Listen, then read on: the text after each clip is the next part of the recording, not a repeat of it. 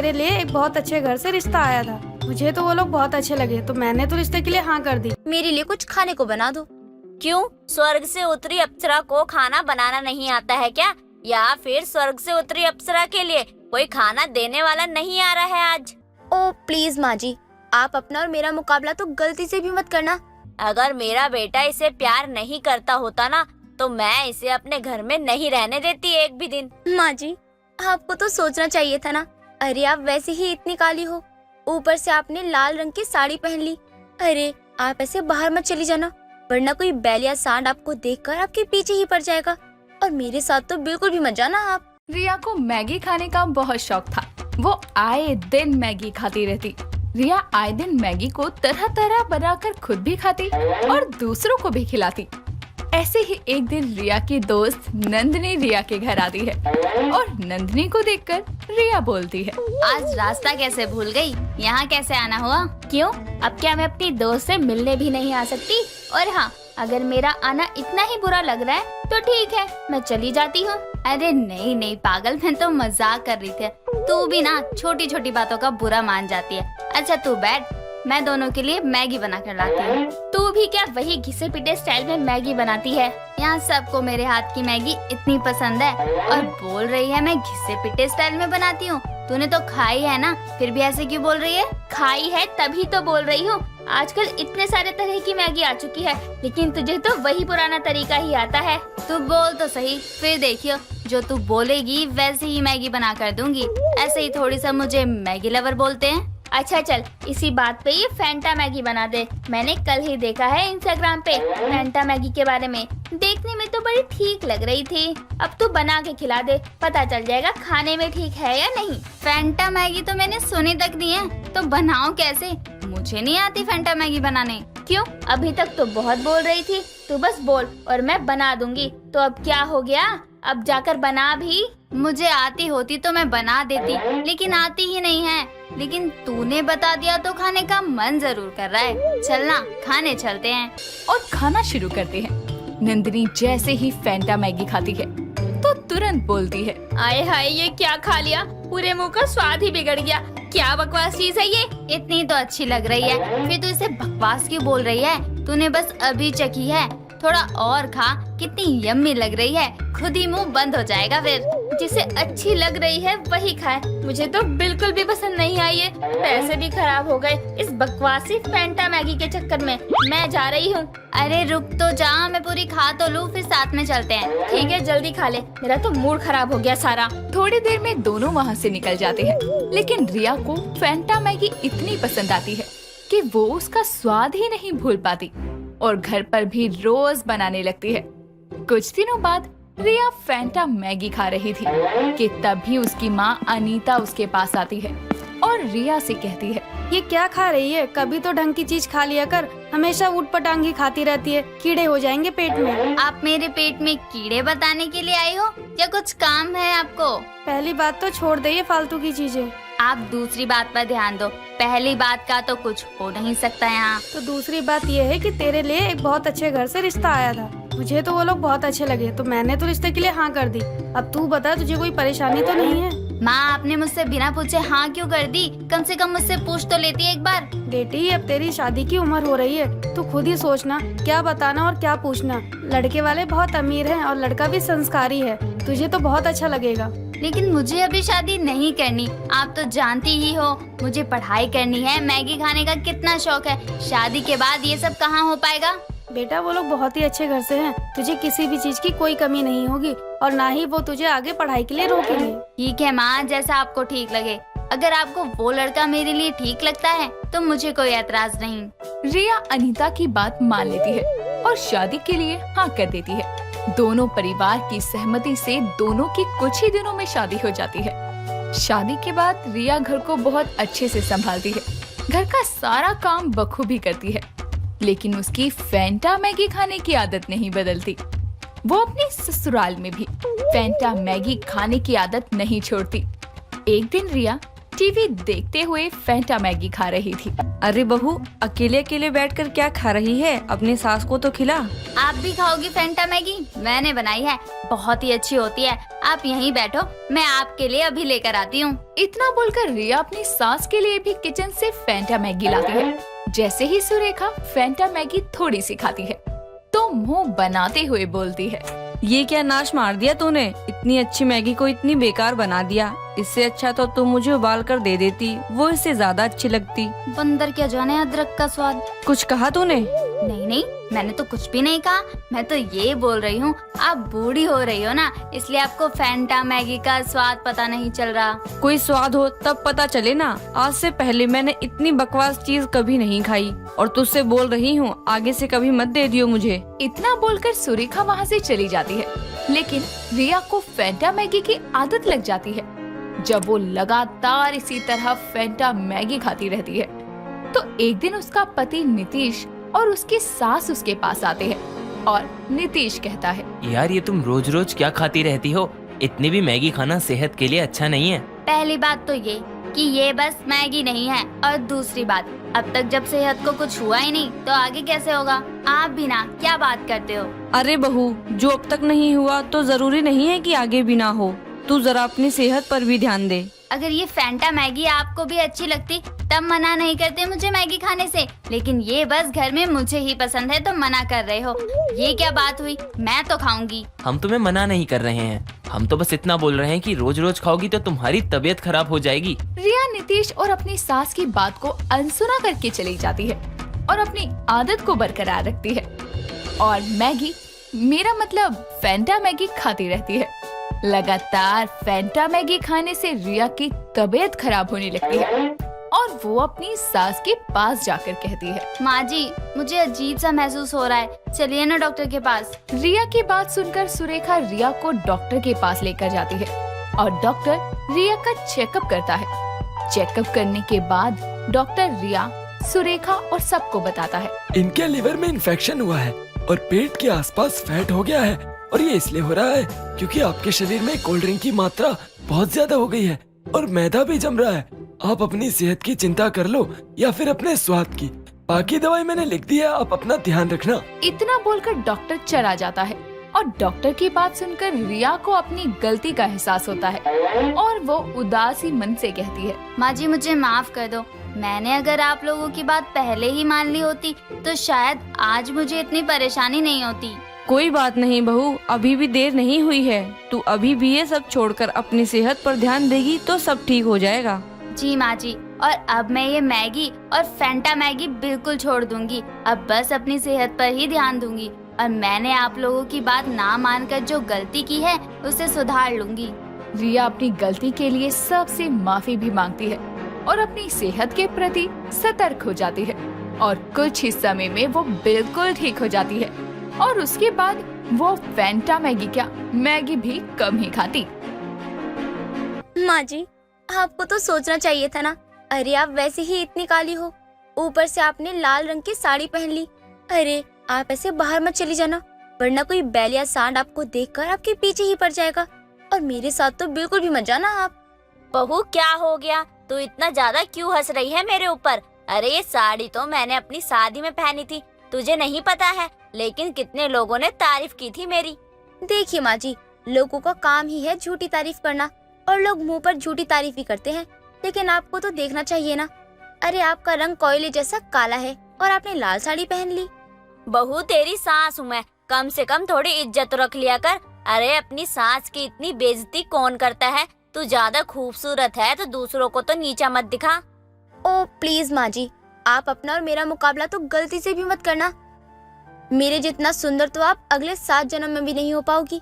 हर जन्म में 1-1% करके हो पाओगी और तब जाकर आपका रंग थोड़ा बहुत कहीं साफ हो जाएगा, तो भी मेरी तरह सुंदर नहीं हो पाओगी। ये बात तो आप भी जानती हो ना।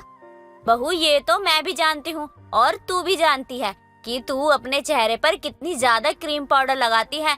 हर दूसरे दिन कुछ न कुछ करवाने पार्लर चली जाती है। अब इतने पैसे फूकेगी अपने चेहरे पर तो सुंदर तो दिखेगी ही ना। कोई भी इतना पैसा लगाए तो वो भी सुंदर दिखेगा, इसमें कौन सी बड़ी बात है? माँ जी, ये जो क्रीम है ना, ये क्रीम पाउडर भी उसके चेहरे पर ही अच्छे लगते हैं। जो दिखने में थोड़ा बहुत अच्छा हो। अरे आपके चेहरे को तो बस प्लास्टिक सर्जरी ही ठीक कर सकता है, लेकिन अब इतना पैसा कहाँ है हमारे पास। ठीक है बहू, मान लिया कि तू बहुत खूबसूरत है।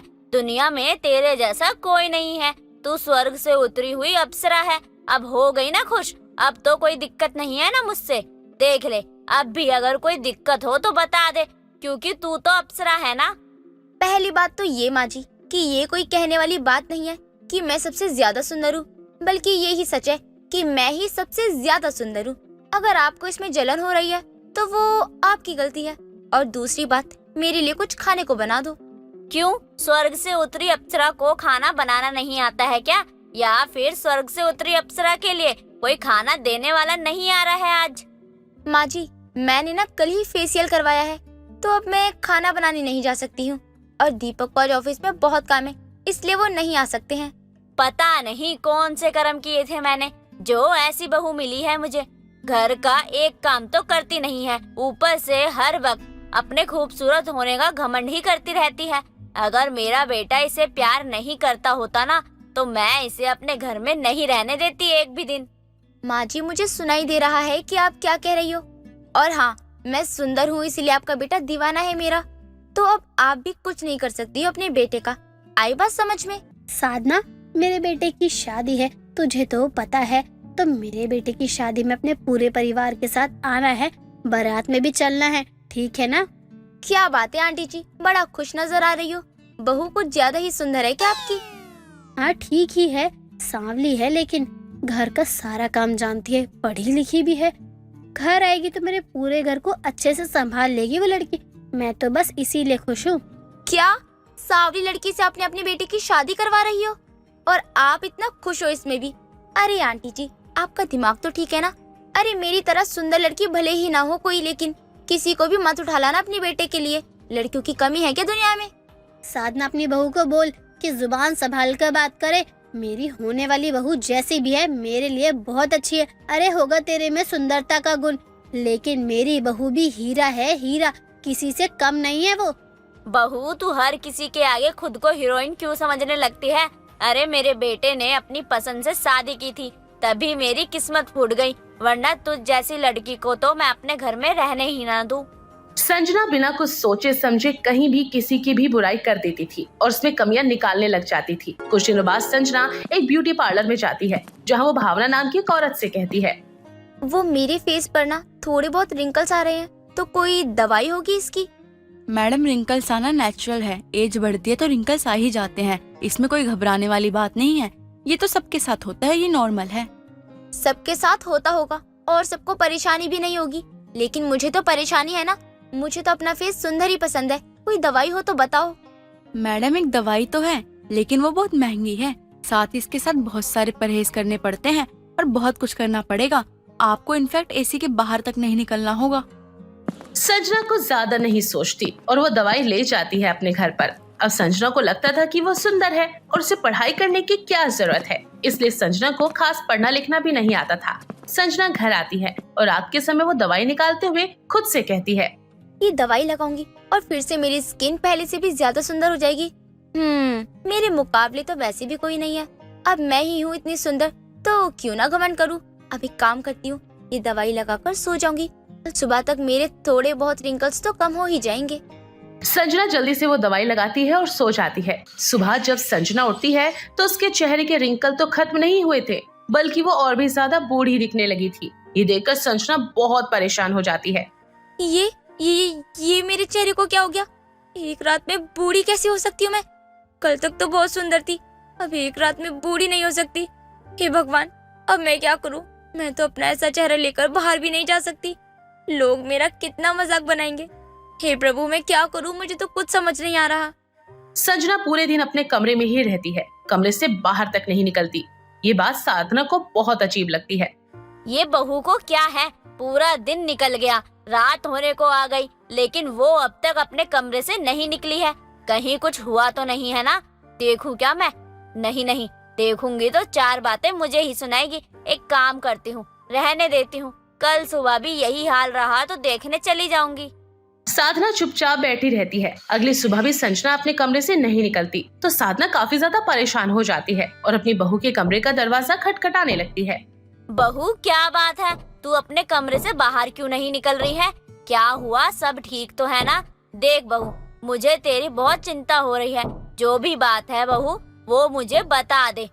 आखिर बता तो सही, हुआ क्या है? काफी देर बाद संजना दरवाजा खोलती है। संजना की बूढ़ी शक्ल देखकर साधना भी हैरान रह जाती है। बहू ये क्या है? माँ जी, मैं एक दवाई लेकर आई थी, उसे अपने चेहरे पर लगाया और एक रात में मैं बूढ़ी हो गई। संजना उसे पूरी बात बताती है।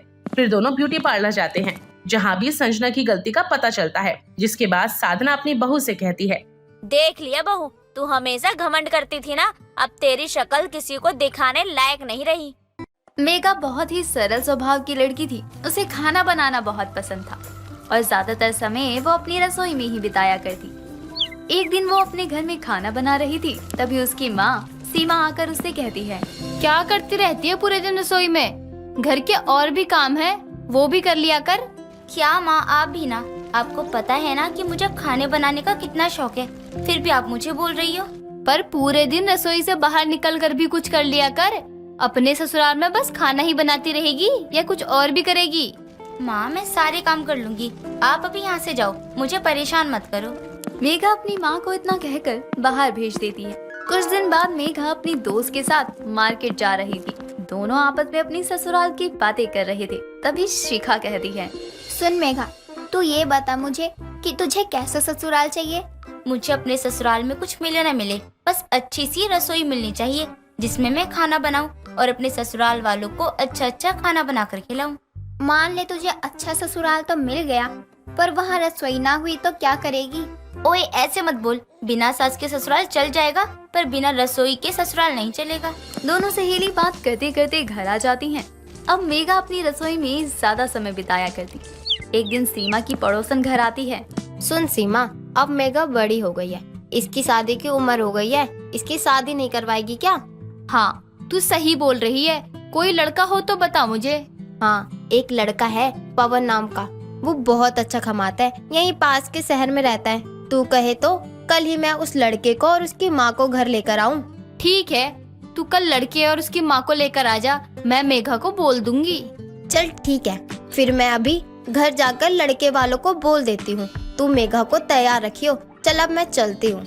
पड़ोसन शादी का प्रस्ताव रखकर चली जाती है और अगले दिन लड़के वालों को लेकर आते हैं। पवन और मेघा दोनों ही एक दूसरे को पसंद कर लेते हैं और शादी के लिए हाँ कह देते हैं।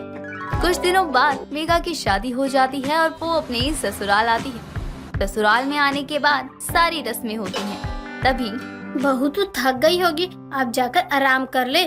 ठीक है माँ जी। इतना बोलकर मेघा अपने कमरे में आराम करने के लिए चली जाती है।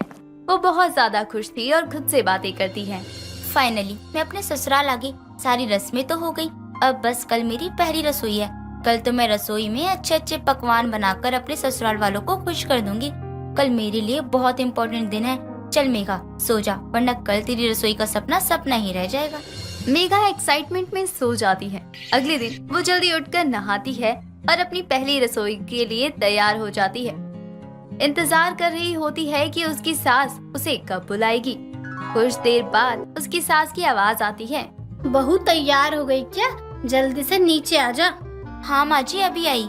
थोड़ी देर बाद मेघा नीचे आती है और कहती है, चलिए माँ जी, मैंने अपनी रसोई के लिए सब सोच लिया है, क्या बनाना है और कहाँ है रसोई।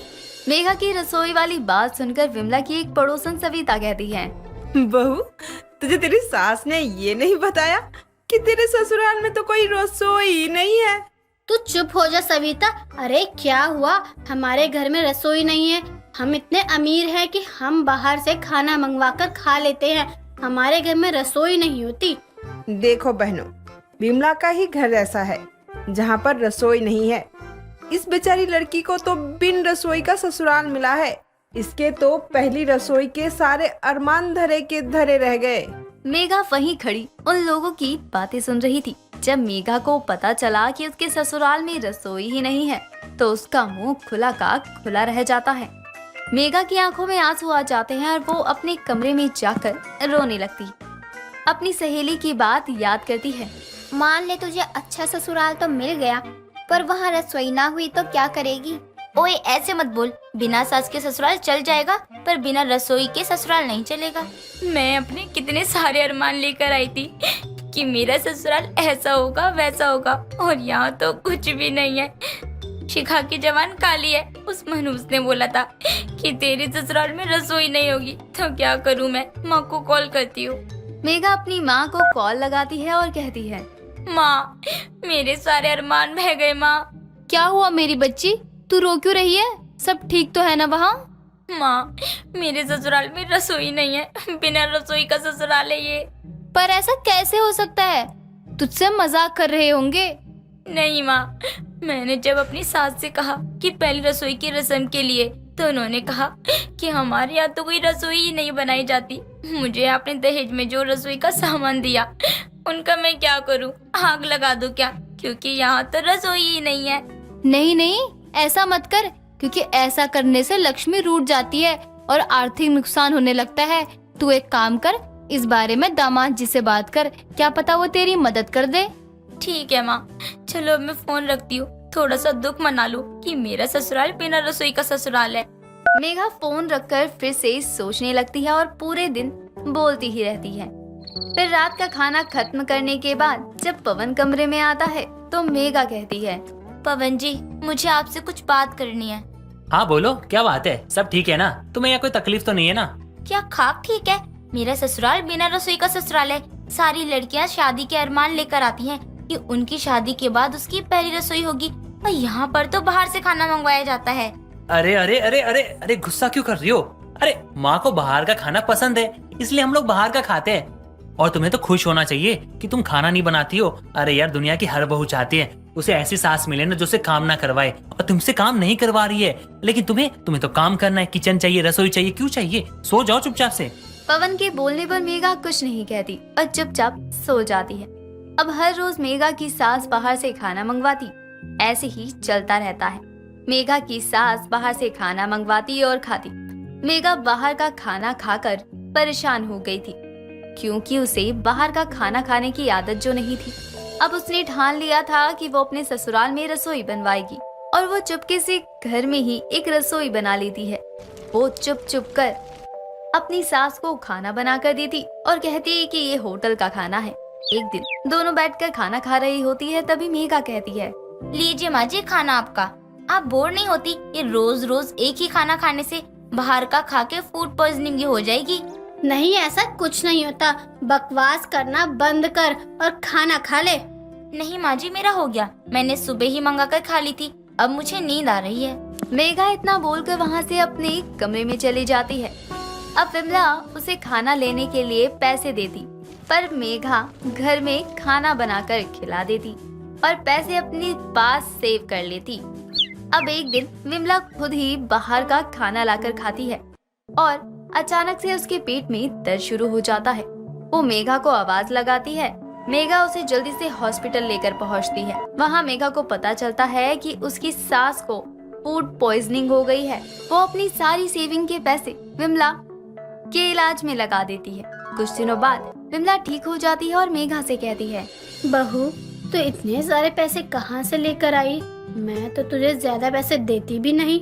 वो माँ जी, जब आप मुझे बाहर से खाना लाने के लिए बोलती थी तो मैं बाहर से खाना नहीं लाती थी। मैंने घर में ही चुपके से एक रसोई बना ली थी और जो पैसे बचते थे उनको रख लेती थी, और वो आज आपके इलाज में काम आ रहे हैं। अब मुझे एहसास हुआ क्यों तू मुझे कहती थी कि बाहर का खाना नहीं खाना चाहिए, घर में एक रसोई होनी चाहिए। मुझे माफ कर दे बहू, अब घर में एक बड़ी रसोई बनाएंगे, तू उसमें अब खाना बना लिया कर।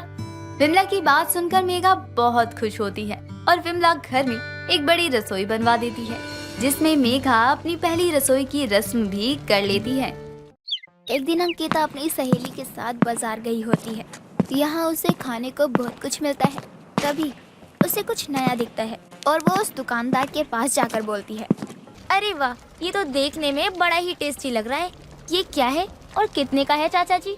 चाचा जी की बच्ची, यहाँ से चल, मैं तुझे फिर कभी खिला दूंगी। खाने की चीज अगर एक बार तेरी नजरों में आ गई तो बस वो खा कर ही रहेगी। मुझे ये सब मत बता कि क्या है और क्या नहीं। मुझे बाहर का खाना बहुत पसंद है। वैसे भी मैंने आज तक ये खाया नहीं है। आखिर है क्या वो? वो तो बेड में पूरी है, बहुत टेस्टी होती है। कभी खिलाती हूँ तुझे। अगर एक बार तूने चख लिया ना, बस तू बार बार वही खाना पसंद करेगी। पागल नहीं हूँ कि एक चीज को बार बार खाया करूँ। वैसे भी अगर ये बेड में पूरी आज खाई तो कोई अनर्थ हो जाएगा क्या? नहीं तो अनर्थ क्यों होगा? वैसे भी बेड में पूरी ही तो है। तो फिर मुझे खाने क्यों नहीं दिया, जबकि मैं खाने ही वाली थी? कमाल करती है तू भी, कभी कभी बेकार में मुझे डरा ही देती है। अंकिता और पूजा दोनों मिलकर उसी बूढ़े दादा के पास से बेड में पूरी खरीद कर खाती हैं। तभी अंकिता चटकारे लेते हुए बोलती है, वाह चाचा जी, क्या बेड में पूरी बनाए हो, मजा ही आ गया खाकर। अगर आज मैंने नहीं खाया होता ना, तो कसम से मैं शायद दोबारा कभी खा नहीं पाती है। हाँ, अब खा लिया ना तो अब घर चले। बहुत वक्त हो चला। माँ को अगर पता चला ना कि मैं बाजार आई थी, मुझे तो कच्चा ही चबा डालेंगी अपनी बातों से। चल जल्दी। अरे अरे रुक ना, ऐसे कैसे चल दूं? मुझे और खानी है बेड में पूरी, और घर भी लेकर जाऊंगी। वैसे इसमें पड़ता क्या क्या है? अरे मेरी माँ, घर जाकर देख लेना यूट्यूब पर कि कैसे बनाई जाती है ये बेड में पूरी, अगर बना पाए। वैसे मुझे नहीं लगता कि तू ये सब बना पाएगी। दोनों सहेलियां बेड में पूरी खाकर अपने अपने घर की तरफ चलती हैं। ऐसे ही एक दिन अंकिता अपनी माँ सरोजनी से कहती है, माँ आपको पता है, मैंने कुछ दिन पहले बेड में पूरी खाई थी, बहुत मजेदार थी। इतना अच्छा स्वाद था कि क्या ही बोलूं। मुझे फिर से खाने का मन हो रहा है। खाने का मन हो रहा है तो जाकर ले आ, मैं भी तो देखूं कैसा होता है। होता तो पूरी जैसा ही है, लेकिन उसका स्वाद, आहा, क्या ही कहना। वही स्वाद चिपक गया मेरे मुंह में। तो बोलती ही रहेगी या जाकर लेकर भी आएगी? तेरी बात सुन सुनकर मेरे भी मुंह में पानी आ रहा है। जा जाकर गर्मा गर्म जल्दी से बेड में पूरी लेकर आ। ऐसे कैसे गर्मा गर्म लेकर आ जाऊँ माँ? बाजार से घर तक आते आते बेड में पूरी ठंडी हो जाएगी। उससे अच्छा है कि हम वहीं चलकर खा लेते हैं। नहीं, तेरे बाबा कभी भी घर आ सकते हैं। इस वक्त मैं कहीं नहीं जाऊंगी। ऐसा कर, आज तू रहने दे, कल चलते हैं। अरे मेरा खाने का मन आज है और आप मुझे कह रही हैं कि मैं कल खाऊं? नहीं माँ, मैं आज और अभी खाऊंगी। क्यों ना हम घर पर ही बनाने की कोशिश करें, जब भी हमारे घर में मटर, आलू और आटा सब कुछ है। सरोजनी अंकिता को मटर, आलू और आटा देती है। अंकिता आटे में तेल डालकर गूंथती है और मटर को आटे के लोई में डालकर छोटी छोटी पूरियां बनाती है और आलू की सब्जी बनाती है। कुछ देर बाद अंकिता के पास उसके पिता सूरज आते हैं और अंकिता उन्हें बेड में पूरी और सब्जी खाने को देती है, जिसे खाकर सूरज बोलता है, अरे वाह, क्या बात है, मजा आ गया खाकर। बहुत ही स्वादिष्ट बनाई हो पूरी। सच्ची आपको बहुत पसंद आया? आपको मालूम है, आज मैंने ये पहली बार बनाया है और इसे पूरी नहीं, बेड में पूरी बोलते हैं। बस बस, खुद की तारीफ खुद ही कर रही है। जरा मैं भी तो टेस्ट करूं। आखिर तेरे पिताजी सच कह रहे हैं या बस तेरा दिल रखने के लिए झूठी तारीफ कर रहे हैं? मुझे पता है पापा मेरी झूठी तारीफ नहीं कर रहे हैं, क्योंकि मैंने पापा के साथ थोड़ा बहुत खा लिया था। और सच बताऊं, बहुत टेस्टी बना है माँ। मैंने कभी सोचा नहीं था कितना टेस्टी बनेगा। बस कर, खुद की तारीफ तो हर कोई कर लेता है। अब मैं खाऊंगी, तब जाकर बताती हूँ कैसा बना है। हाँ हाँ, खा कर देखो। अगर तुमने भी अंकिता की तारीफ नहीं की ना, तो मैं अपना नाम बदल दूंगा। सरोजनी भी बेड में पूरी खाकर अंकिता की बहुत तारीफ करती है। ऐसे ही कुछ दिन बीत जाते हैं और एक दिन अंकिता को देखने लड़के वाले आते हैं। अंकिता सभी को बेड में पूरी देती है और सरोजनी बोलती है, बहन जी, ये बेड में पूरी हमारी अंकिता ने अपने हाथों से बनाया है। खाकर देखिए और बताइए कैसा बना है। अच्छा, सब ऐसा ही बोलते हैं। ये हमारी बेटी ने बनाया है और निकलता क्या है, दुकान से लेकर आते हैं। खैर, जिसने भी बनाया है बहुत ही स्वादिष्ट बनाया है। नहीं बहन जी, जितनी भी चीजें यहाँ रखी हुई हैं, सब मेरी बेटी ने ही बनाई हैं। सब कुछ ठीक ठाक बना लेती है, लेकिन बेड में पूरी तो गजब ही बनाती है। अरे बस करो सरोजनी, कितनी तारीफ करोगे अपनी बेटी की। बस अब आराम से बैठ जाओ। हाँ जी, बस कीजिए। अब हम मान गए कि सच में ये सारी चीजें आपकी बेटी ने ही बनाई होगी। सभी को बेड में पूरी बहुत अच्छा लगता है और सभी तारीफ भी करते हैं। कुछ समय बाद अंकिता की शादी हो जाती है। पहली रसोई में अंकिता बैड में पूरी बना रही होती है। तभी वहाँ सुनीता आकर बोलती है, अरे ये क्या बना रही हो बहू, और इतना ज्यादा तेल कढ़ाई पर? ये तो पूरे महीने भर का तेल है बहू। क्या तू एक ही बार में इतना सारा तेल खराब करेगी? माँ जी, ये तेल खराब नहीं होगा। जब भी हम खाना बनाया करेंगे तब हम इसी तेल से खाना बना लिया करेंगे। अब हम बासी तेल से खाना बनाया करेंगे क्या?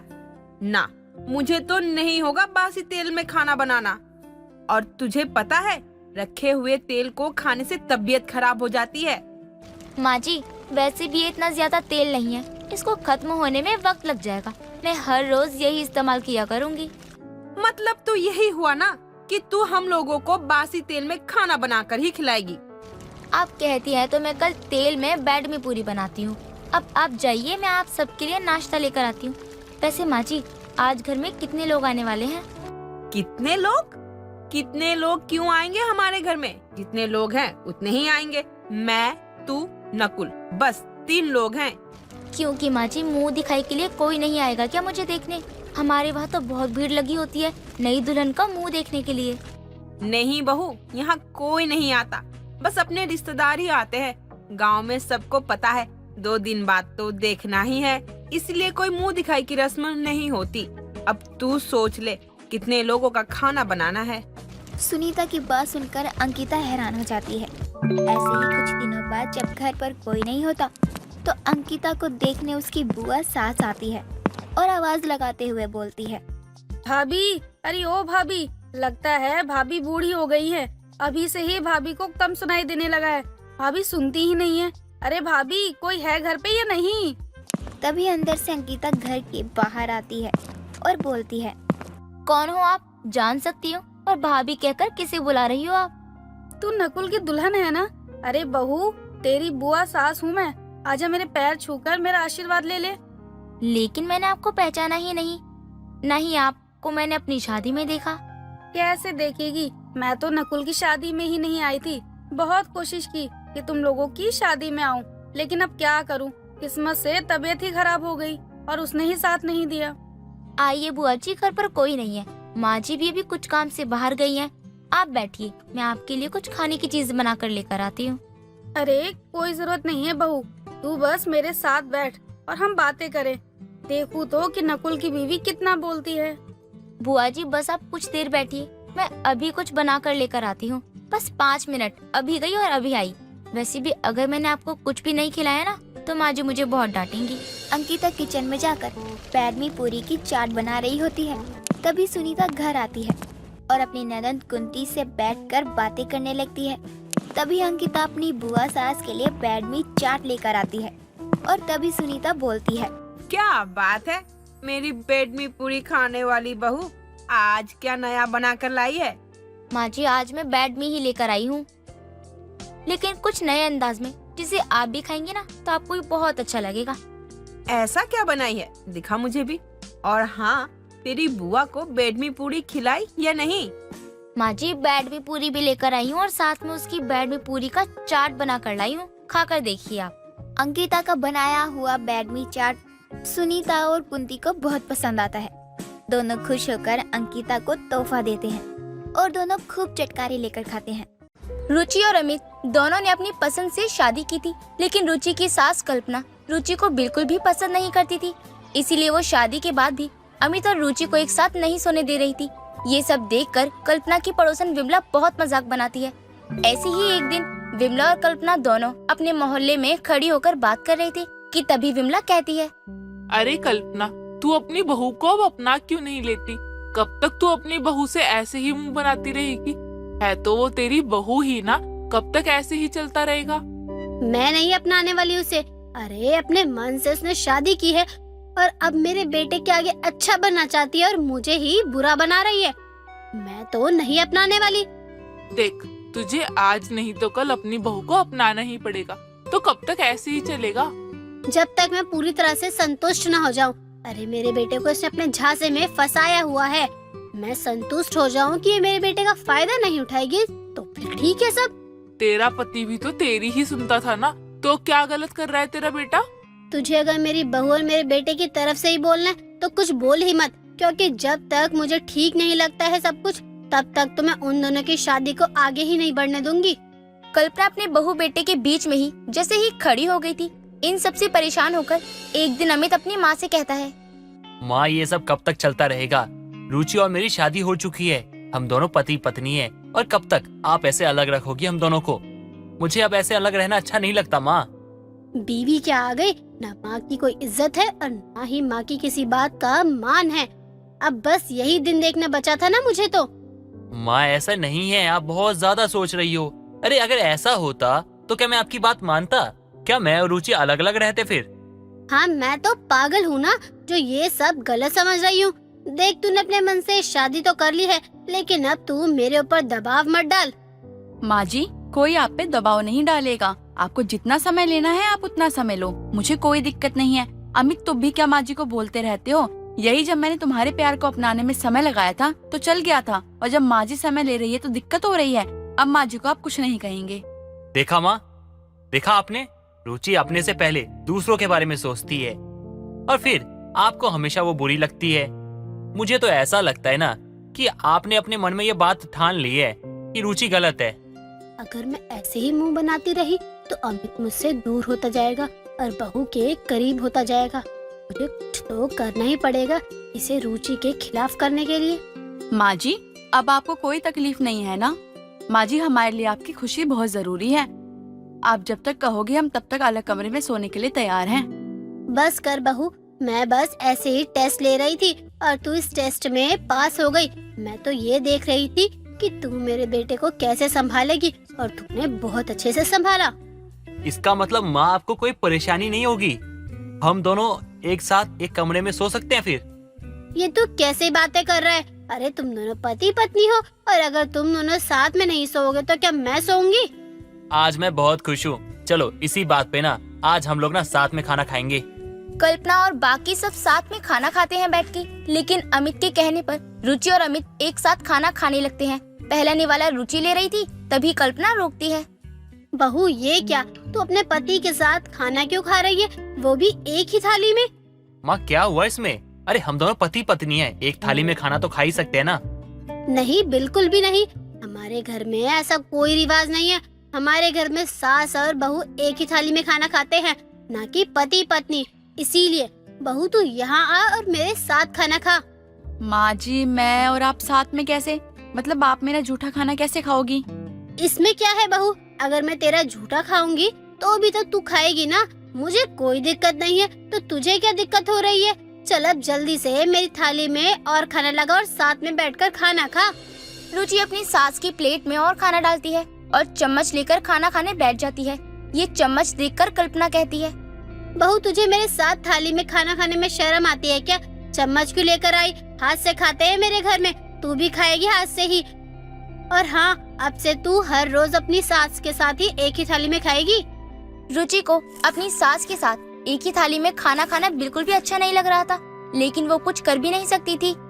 ऐसे ही कई दिन निकल जाते हैं। कुछ दिनों बाद कल्पना जानबूझकर बुरी तरह हाथों से खाना खा रही होती है। रुचि को ये सब बिल्कुल अच्छा नहीं लग रहा था। माँ जी, इतनी बुरी तरह खाना खा रही हैं, मैं तो इन्हें देखकर ही अब खाना नहीं खा पाऊंगी।